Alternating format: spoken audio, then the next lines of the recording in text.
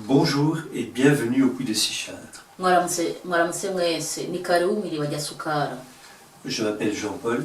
Nitwa Jean-Paul. Voici mon épouse Chantal. Umufasoni wanje yitwa Chantal. Et nous sommes très heureux de partager ce moment avec vous. Turi n'umunezero mwinshi ku gusangira umwanya namwe. Aujourd'hui, Uno munsi je voudrais m'adresser à ceux qui se sentent perdus. nifuza kuganira n'abantu bumva bacitse intege batakaye.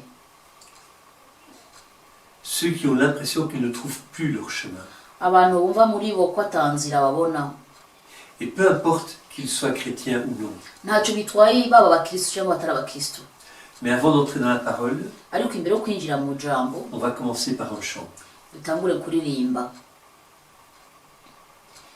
Niguse tena, niguse tena, minaomba Baba, uniguse tena, niguse tena, niguse tena, minaomba Baba, uniguse tena. Baba wa mbinguni, nasimama mbele zako, naleta mahitaji yangu, sijiwezi Baba. Nilienda mahali pote, sikupata msaada, nategemea kwako leo, uniguse tena. Baba wa mbinguni, nasimama mbele zako, naleta mahitaji yangu, sijiwezi Baba. Nilienda mahali pote, sikupata msaada, nategemea kwako leo, uniguse tena. Ninaomba Baba, uniguse tena, niguse tena. Ninaomba Baba, uniguse tena. Amen, amen. Amen. Iyi ndirimbo ku bantu batazi Igiswahili isaba ivuga, data ndagusavye unkoreko, ndagusavye uhumura amaso yanjye, nagendagenze ahantu hose ariko nta butabazi naronse, ubu ntumbereye wowe Mana, nkorako kandi ubura amaso yanjye, ubwenge bwo gukorera, umfashe uhindura ibitekerezo byanje, nshobore gukora gusa ubugombe bwawe. Amen.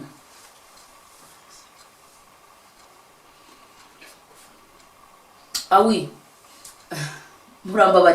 pour les gens qui ne comprennent pas français, ce chant dit, c'est un chant en swahili, ce chant dit, Père, c'est pour les gens qui sont découragés, Père, je te demande de me toucher, d'ouvrir mes yeux d'esprit.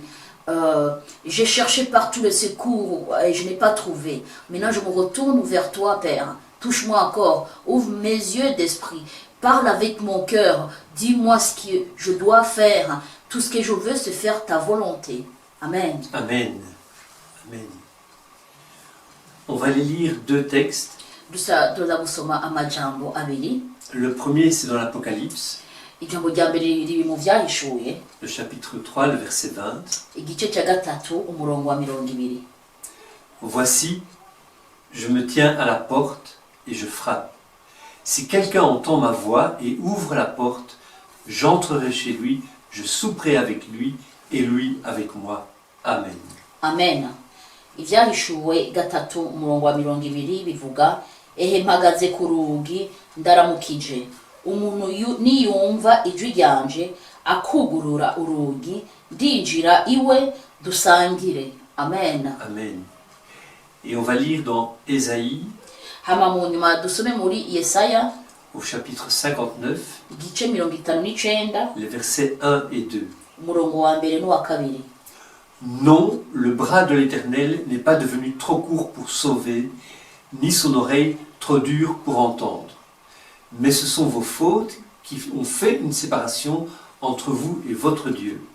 Ce sont vos péchés qui vous l'ont caché et l'ont empêché de vous écouter. Amen. Amen. Yesaya 59 umurongo wa mbere bivuga, nimunyumve yemwe ababa ku kiyaga, namwe mahanga yakure, tega amatwi. Uhoraho yampamagaye ntaravuka, nkiri mu nda ya mama, yavuze izina. Igice cya kabiri kivuga, akanwa kanje yakagize nk'inkota ikarishe, ampisha mu gitutu c'ukuboko kwiwe, kandi yampinduye umwambi usenye mu mutana wiwe, niho anzigamira rwose. Amen. Amen. Voici, je me tiens à la porte et je frappe. Ehe mpagaze ku rugi ndakomanga. Dans nos vies, Mu buzima bwacu, et peu importe qu'on soit croyant ou non, tuba abakristu cyangwa tutari abakristu, mais il y a toujours un moment où quelqu'un nous parle de Dieu. hari igihe umuntu atubwira Imana iyo ariyo, Un moment où nous allons entendre quelque chose à son propos. cyangwa igihe tuza kumva ikintu, amajambo yerekeye iyo Mana. Ça peut être quelque chose qui nous fait découvrir Dieu, Harashobora kuba ari ikintu gishaka ko tumenye iyo Mana iyo ariyo, mais ça peut être aussi quelque chose qui nous ramène vers ce Dieu qu'on connaissait déjà. harashobora kuba n'ikintu cyoba kidutwara kwegera iyo Mana tutazi, Et nous choisissons, hama tukaca duhitamo, c'est notre choix, n'amahitamo yacu. nous choisissons d'écouter ou de passer notre chemin. Hari igihe duhitamo kumviriza ivyo uyo muntu atubwira cyangwa kutumumviriza twabandanya ivyo twarimo. Mais Dieu n'est jamais loin de nous. Ariko Imana ntiyigera iba kure yacu. Le plus souvent, Kenshi c'est nous qui détournons les yeux ni twebwe tuyiha umugongo, et qui refusons d'écouter, de l'entendre frapper à nos portes. tudashaka kumwumviriza, kumva yuko ariko arakomanga ku rugi rwacu. Alors je ne suis pas en train de vous parler d'une grande expérience spirituelle. Sinshaka kubabwira ubumenyi buhambaye bwerekeye umwuka. Certains vont en vivre des grandes expériences. Abandi bazoca muri ivyo bihe bihambaye vyo mu mwuka. Certains expliqueront qu'ils ont eu des visions. Hari abandi bazosigira ko bagize amayerekwa. Mais ici, Ariko ngaha je parle de choses très simples. mvuga ibintu vyoroshe. Si vous êtes croyant, Nimba mwizera, il s'agit de vous demander, bibasaba kwibaza muri mwebwe. si vous êtes non-croyant, excusez-moi, Nimba muri abantu batizera, murababarira. il s'agit de se demander, et si je choisissais de réfléchir à la possibilité de son existence? Uri umuntu atizera Imana, ni ukwibaza muri wowe, mbega nk'uko nohisemo kumviriza uyo muntu namba ariho cyangwa atariho. Si au lieu de fermer complètement la porte, Aho kugara urugi ukanga kukugurura, j'essayais un instant de croire, kugerageza akanya gato kugira ukwizera, de me tourner un peu vers lui, guhindukira ntumbera we, de prendre un petit temps de prière, gufata umwanya wo gusenga, un petit temps de lecture de la Bible. umwanya muto nkasoma Bibiliya. Dieu est là, Imana iraho. mais je ne peux pas le trouver si je ne le cherche pas. Amen. Ariko sishobora kuyibona iyo ntabwo nariko ndayirondera. Si j'ouvre la porte, Ninugurira urugi, il me dit qu'il entrera chez moi. yambwiye yuko azokwinjira iwanje. Et ici, je voudrais m'adresser particulièrement aux croyants. Aha nshaka kugira cyane abataramenya Imana, À ceux qui se disent croyants. ku bantu bavuga yuko bakijijwe. Dieu veut entrer et souper avec nous. Imana ishaka kwinjira isangire natwe.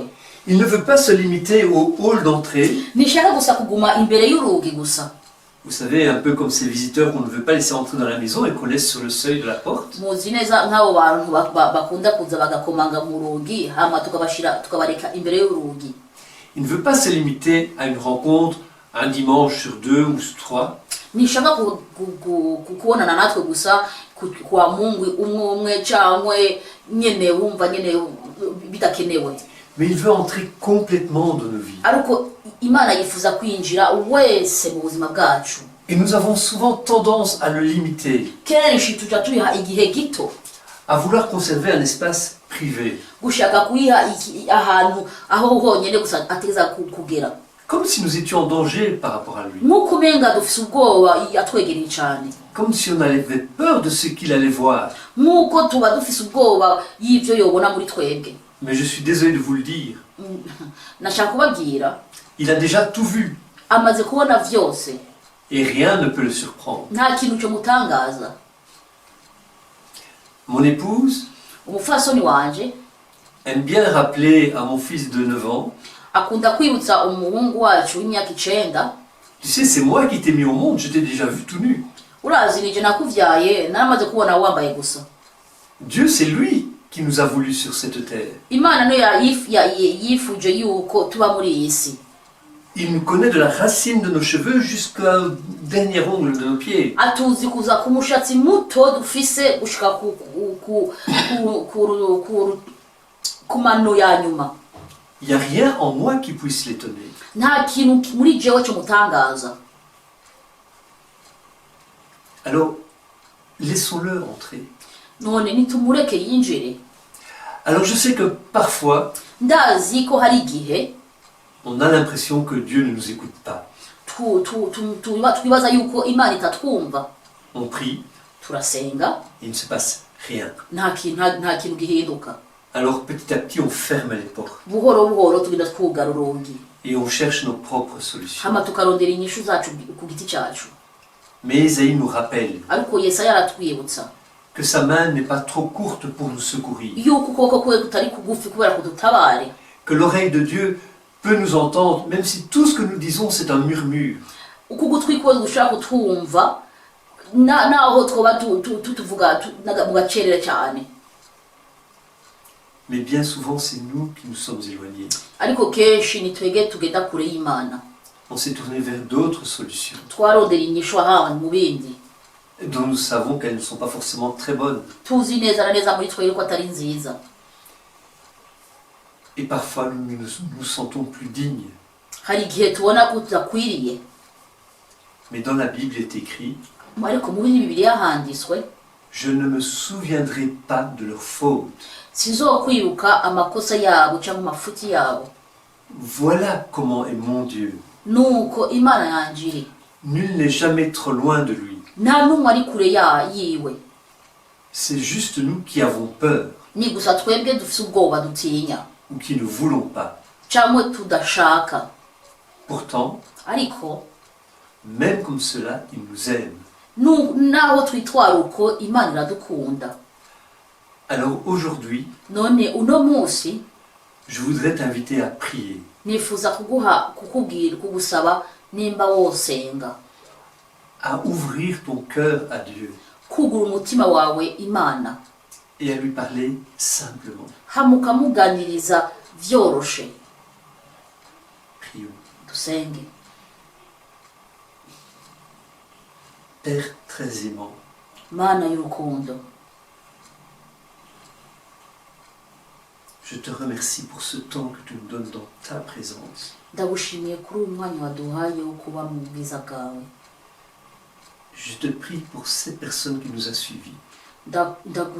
Ndasenze kuri abo bantu bose badukurikira, Peut-être particulièrement pour ces personnes qui ne croient pas trop, cyane cyane kuri abo bantu badafite ukwizera kunini, qui hésitent, bafise gukekeranya, qui fonctionnent un pied dans l'église, un pied dans le monde, bakora ukuguru kumwe kuri mu Mana ukundi kuguru kuri mu bintu by'isi, qui n'osent pas vraiment s'engager. badashaka kwiha wese ku Mana, Qu'elles puissent ne fût-ce que entr'ouvrir la porte bashobore bagerageze bugurure gatoyi urugi rwabo, umutima wabo, et t'accueillir un peu dans sa maison. kubakira buhoro buhoro mu nzu zabo, ari wo mutima wacu. Car je sais que dès qu'on a ouvert un peu cette porte, kuko ndazi neza iyo twuguruye gatoyi ugorogi ari wo mutima wacu. Dès qu'on a pris un peu de temps pour s'approcher de toi, iyo twafashe umwanya muto wo kukwegera, l'envie vient d'en avoir plus umuntu aca yifuza kuronka n'ibindi, et d'ouvrir la porte en grand hamwe kugurura umuryango munini, et de te voir entrer hamwe ukakubona winjira wese, pour que nos vies soient changées. kugira ubuzima bwacu buhinduke.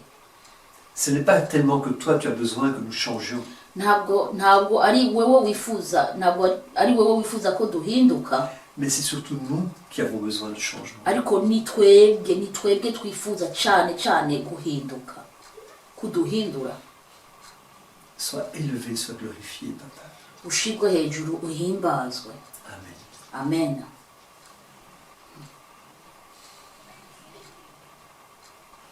Il est là, il est là,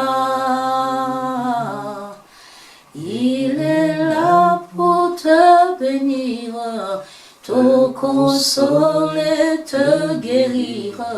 Si tu crois en sa parole, il est là, Jésus est là, il est là, il est là, il est là, il est là, il est là pour te bénir, te consoler, te guérir. Si tu crois en sa parole, il est là.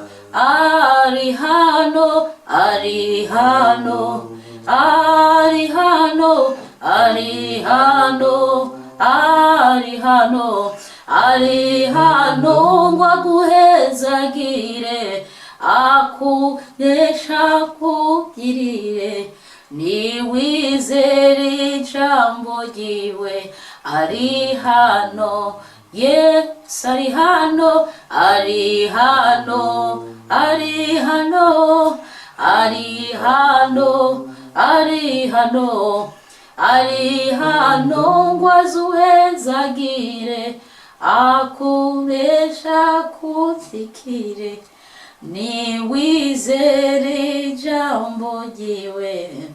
Arihano. Amen, amen. Amen, amen. Murambabarira amajambo amwe mu Kirundi yayambuye. Imana ibahezagire. Amen. Soyez bénis. Imana ibahezagire cyane.